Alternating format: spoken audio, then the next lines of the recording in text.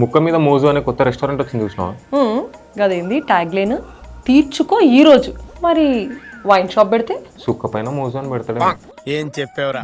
మరి లాడ్జ్ పెడితే ఏం మాట్లాడుతున్నావురా? నరాలు కట్ అయిపోయింది.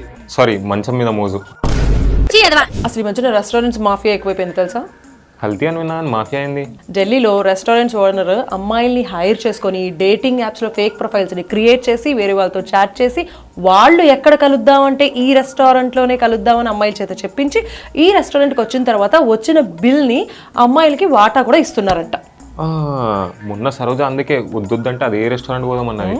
వద్దు సరోజా అంటే ఎందుకు అనుకున్నా.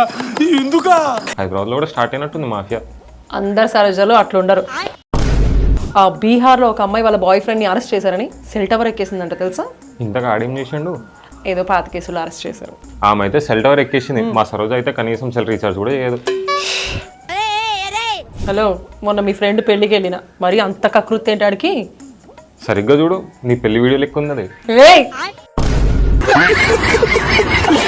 ఎక్స్క్యూజ్ మీ, 2 రోజులలో స్పెయిన్ వెళ్ళిపోతున్నా, 4 నెలల వరకు కనిపించాను. అర్జెంట్గా రమ్మని కాల్ వచ్చింది. ఏ గొట్టగడ పిలిచాడు? నన్ను ఒక్కనే కాదు, నాలాంటి వాళ్ళని 10,000 మందిని పిలిచారు. అయితే ఈ 10,000 మంది వెళ్ళి వైన్ తాగుతాం. వైనా? అక్కడ వైనరీ వాళ్ళు 10,000 మందికి రోజు 4 నెలలు మందు పోస్తారంట. టేస్ట్ చేసి చెప్పాలంటే ఎట్లుందో. అరే, ఎలుకలు పందుల మీద టెస్ట్ చేసేది మీ మీద టెస్ట్ చేస్తున్నారు. మందు పోసుకొని ఏమనే వేసుకొని ఎన్నిసార్లు కొట్టిన చావని పావురా నువ్వు. నవ్వుతున్నావా?